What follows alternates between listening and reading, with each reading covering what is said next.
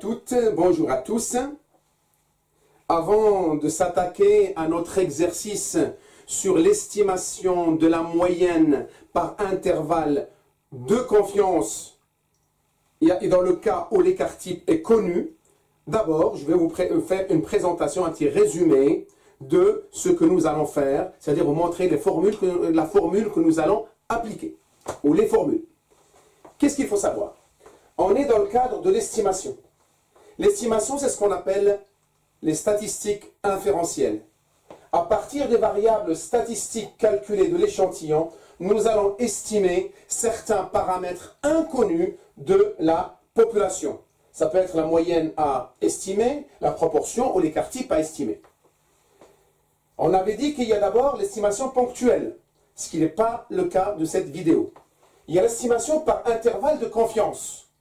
Deux cas de figure, soit on est en présence d'une moyenne à estimer, soit en présence d'une proportion à estimer. Notre vidéo concerne l'estimation de la moyenne par intervalle de confiance.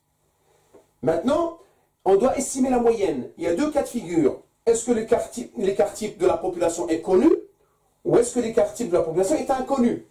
Cette vidéo concerne l'écart type de la population connue. Quelle est la formule? Eh bien la voici, c'est la moyenne moins t multiplié par l'écart type de la population divisé par racine carrée de n, n étant l'effectif de l'échantillon. L'autre bord de l'intervalle, c'est la moyenne plus t multiplié par l'écart type de la population divisé par racine carrée de n. T étant le nombre d'écarts types. On s'écarte de la moyenne de combien de t écart type? Nombre d'écarts types. Et le t se calcule par rapport au seuil de confiance ou au seuil de risque. La formule pour trouver t, on pose l'équation, là, 2pi de t moins 1 égale 1 moins seuil, 1 moins alpha qui est le seuil de risque. Le seuil de risque est donné dans l'exercice, où on le déduit d'après le seuil de confiance. 95% seuil de confiance, et bien seuil de risque égale 5%. 80% de seuil de confiance, et bien seuil de risque 20%. Et à partir de là, on développe cette équation et on arrive à pi de t égale à une valeur. Et cette valeur, on va la chercher par une lecture inversée dans la table de la loi normale. Et on déduit t, et on n'a plus qu'à remplacer t par sa valeur. C'est ce que nous allons faire maintenant en passant à notre exercice pratique. Voici notre exercice. Une entreprise fabrique des tiges métalliques, leur longueur et leur diamètre sont exprimés en millimètres. On prélève au hasard, d'une manière aléatoire, un échantillon de 100 tiges dans la production. Et on nous dit, x bar, la variable aléatoire, à tout échantillon 100 tiges, associe le diamètre moyen de ces tiges. On suppose que la variable aléatoire x bar suit la loi normale de paramètres moyenne inconnus, d'accord, et d'écart type connu, 0,15. Sur l'échantillon, par contre, on a observé une moyenne de 12 mm. Et on a trois questions. On nous demande de déterminer l'intervalle de confiance de la moyenne à 95% de seuil de confiance. Deuxième question, c'est la même que la première, mais seulement au lieu de seuil de confiance de 95%, on nous dit seuil de risque de 1%. Et la troisième question, c'est n qui est l'inconnu, c'est-à-dire l'effectif de l'échantillon, qui nous permet d'estimer à plus ou moins 0,03 mm près par intervalle de confiance cette moyenne avec un seuil de risque de 1%. Sans tarder, nous allons passer maintenant à la correction. Bien, donc, dans la population mère, la moyenne est inconnue. Par contre, l'écart type, on le connaît. Donc, c'est 0,15 mm. Dans l'échantillon, par contre, on a la moyenne qu'on connaît égale à 12. Très bien. Et notre effectif égale à 100 supérieur à 30. Donc, il est assez important comme échantillon, comme effectif de l'échantillon. Mais en plus, l'échantillon est choisi d'une manière aléatoire, etc. Voilà. Donc, on est dans un échantillon représentatif. Donc, la question est, première question, intervalle de confiance au seuil de 95%. Donc, 95%. Donc, je mets seuil de confiance 0,95. D'accord? Ok? Et la formule, c'est quoi? C'est moyenne moins t multiplié par l'écart type de la population divisé par racine carrée de n étant l'effectif de l'échantillon.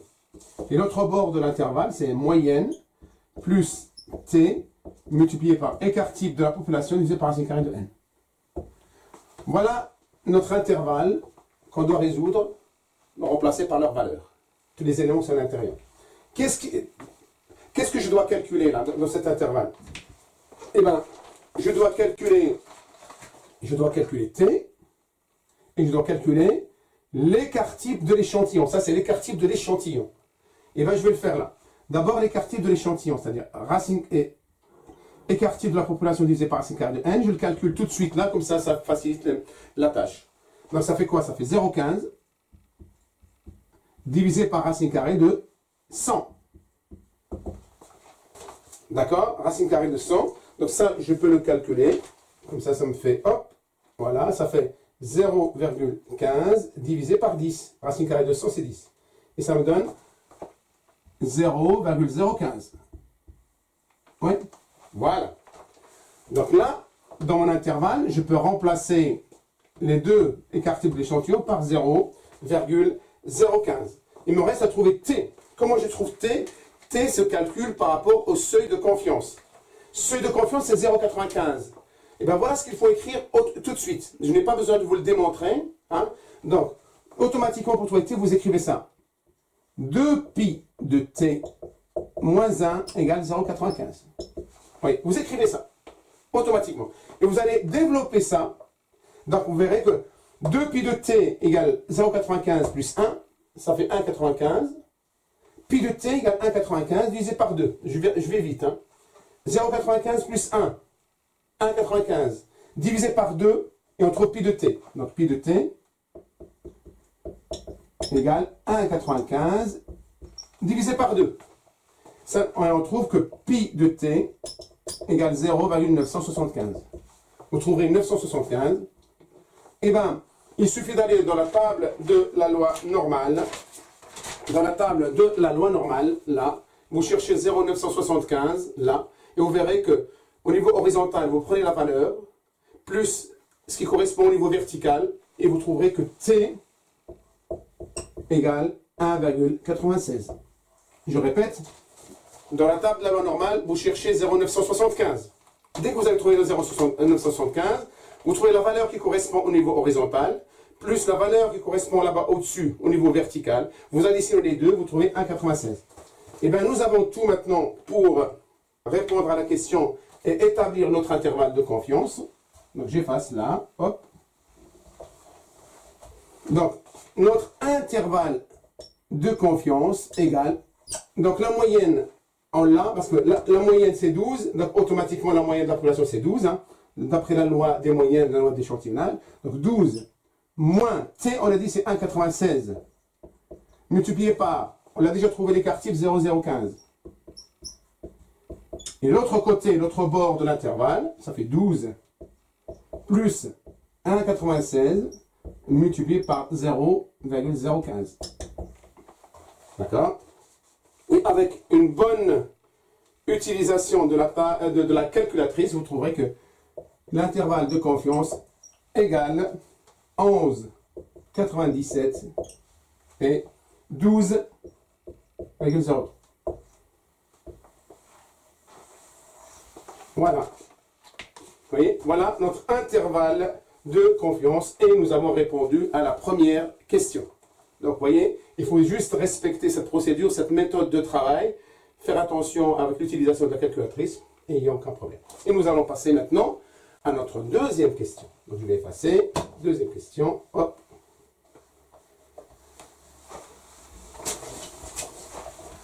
Et cette fois-ci, c'est la même question. C'est la même question. C'est la même question. Seulement, on nous dit que le seuil de confiance égale 0,99. Comment j'ai trouvé 0,99? Eh bien, le seuil de risque. Alors, quand on dit seuil de confiance de 95%, seuil de risque, c'est 5%. Si on vous dit seuil de risque 1%, et bien seuil de confiance, c'est 99%. Ça, c'est la même chose si je vous dis seuil de risque de 0,01, c'est-à-dire 1%, ça c'est 99%, ça c'est 1%. Vous voyez, 99% seuil de confiance, 1% seuil de risque. C'est très facile pour déduire. Donc, à partir du seuil de risque dans l'exercice, on a dit seuil de risque de 1%, j'ai déduit le seuil de confiance. Eh bien, c'est la même méthode, c'est le même intervalle de confiance, la seule chose qui change, c'est T. Le T, là, rappelez-vous ce que je vous ai dit, automatiquement écrit 2pi de T moins 1 égale 0,99. D'accord? Là, je fais 0,99 plus 1, 1,99 divisé par 2. Donc ça fait pi de T égale 1,99 divisé par 2. Et on trouve que pi de T égale 0,995. Oui, on trouve ça. Et bien, vous allez dans la table de la loi normale, à l'intérieur, dans le corps de la table de la loi normale, vous cherchez 0,995. Et dès que vous avez trouvé 0,995 ou un chiffre qui se rapproche de 0,995, vous n'allez pas trouver obligatoirement, automatiquement 0,995. Vous n'allez pas le trouver comme ça. Mais vous trouvez le chiffre, le résultat qui se rapproche le plus de 0,995. Et là, vous cherchez la valeur horizontale, plus au bout la valeur verticale, et vous arriverez normalement à T égale 2,58. Vous arriverez à T, vous pouvez vous amuser à faire ça, hein, voilà. T égale 2,58. Et on a tout maintenant pour faire notre table, notre intervalle de confiance. Donc je vais effacer là, hop. J'espère que vous avez regardé, vous avez vu ce que j'ai fait. Et là, notre intervalle de confiance, hop, c'est la même chose que le premier exercice. Donc la moyenne c'est 12, moins 2,58 multiplié par 0,015, d'accord, et 12 plus 2,58 multiplié par 0,015. Et normalement, on arrive à une bonne utilisation de la calculatrice et nous arrivons à 11,96 et 12,04. Voilà, avec les arrondis certainement. Voilà. Et nous avons répondu à la question numéro 2. Ben, sans tarder, nous allons passer maintenant à la question numéro 3, où l'inconnu, c'est n, l'effectif de l'échantillon. Alors, je vais effacer. Hop.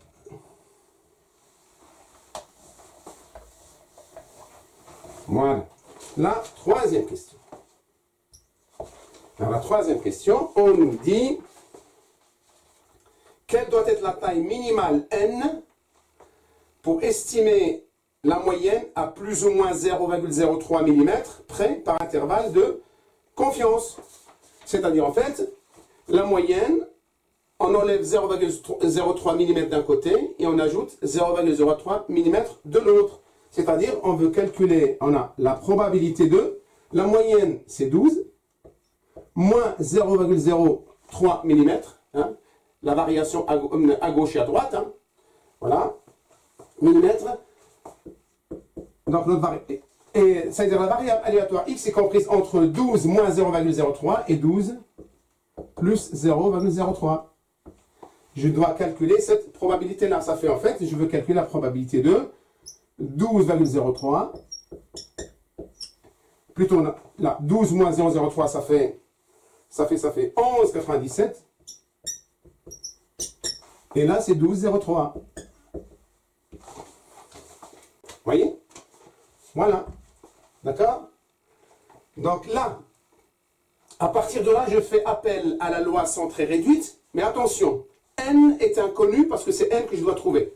Donc là, on a dit, là, on doit arriver à combien? 0,99, hein, d'après l'exercice. Parce qu'on nous dit, au seuil de risque 1%, ça veut dire, la probabilité là, on veut qu'elle soit égale à 0,99. D'accord? Vous comprenez? Là, pareil, 0,99. Ok? Eh bien, je fais appel à la loi centrée réduite. Regardez. P de 11,97 moins la moyenne, on la connaît. D'accord? Divisé par. Cette fois-ci, je ne vais pas mettre le résultat directement là, puisque n 100 est inconnu. Donc je mets 0,15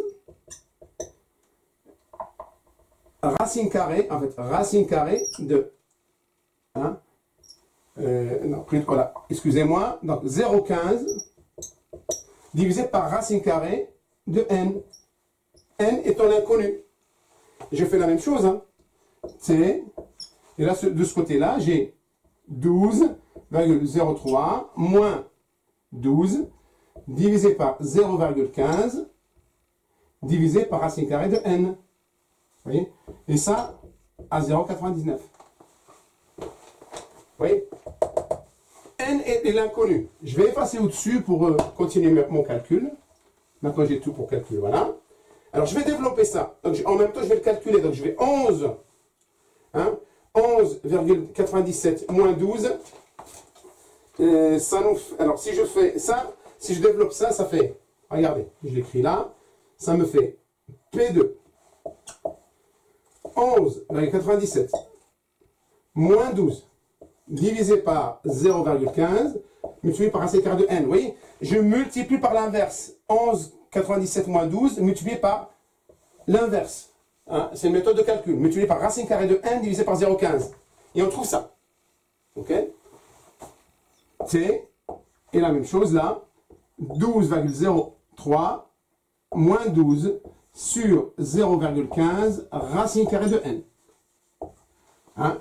Et tout ça égale à 0,99. Hein? 0,99. Je développe. Là, je développe et je dois trouver la probabilité de... Hein? Là, je trouve 0,2 racine carrée de n inférieur à t. Et là, je n'oublie pas de mettre le 0, le moins là. Moins 0, je l'écris bien. Hein? J'écris bien pour que vous puissiez voir. Voilà, moins 0,2 racine carrée de n, et là c'est plus 0,2 racine carrée de n. D'accord? Égale 0,99. Ouais. D'accord?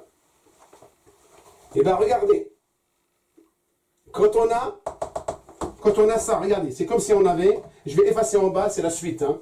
Je vais effacer en bas pour qu'on puisse voir là.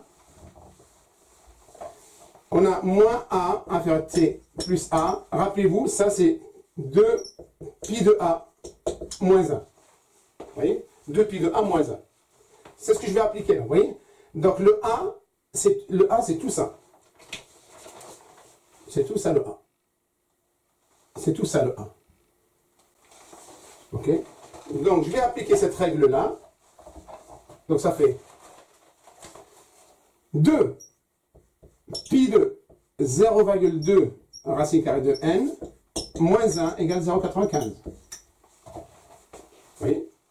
Je développe ça, donc ça fait pi de 0,2 racine carrée de n égale 0,99 plus 1. 1,99 divisé par 2 et nous arrivons à 0,995. Je répète, je développe. Pi de 0,2 racine carrée de 1 égale 0,99 plus 1 divisé par 2 égale 0,995. Et là, pareil, dans la table de la loi normale, vous cherchez 0,995 ou ce qui se rapproche de 0,995 de la table de la loi normale. La table de la loi normale. Et vous allez trouver que T correspond d'abord au niveau horizontal, plus la valeur qui correspond au niveau vertical, et vous verrez que T égale 2,58. Ça me permet de dire, ça veut dire que 0,2 racine carrée de n égale 2,58. D'accord? Et là, je développe ça. Racine carrée de n égale 2,58 divisé par 0,2. Ok? Donc, racine carrée de n égale 12,9. Donc, n égale 12,9 au carré. 12,9 au carré. Et ça nous donne à peu près 166,41. L'effectif de 166,41.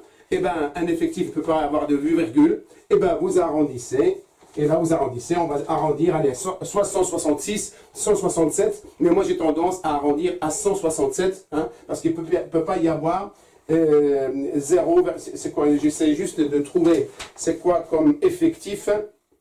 Des tiges métalliques, voilà. Il ne peut pas y avoir 0,41 tiges métalliques. Donc, j'arrondis au-dessus. Moi, je mettrai égal 167. Voilà, 167 tiges métalliques. Voilà l'effectif N minimum, d'accord, pour répondre aux contraintes, aux conditions de l'exercice numéro 3. Quelle doit être, la question numéro 3, quelle doit être la taille minimale N pour estimer P, hein, quelle doit être la taille minimale N pour estimer M, oui, donc estimer M plutôt, à 0,03 mm près par intervalle de confiance avec le risque de 1%. Voilà ce que j'avais envie de vous expliquer concernant l'estimation de la moyenne par intervalle de confiance, sachant que l'écart type est connu. Et bien, je vous laisse avec ces calculs. Je vous dis bon courage et à très bientôt.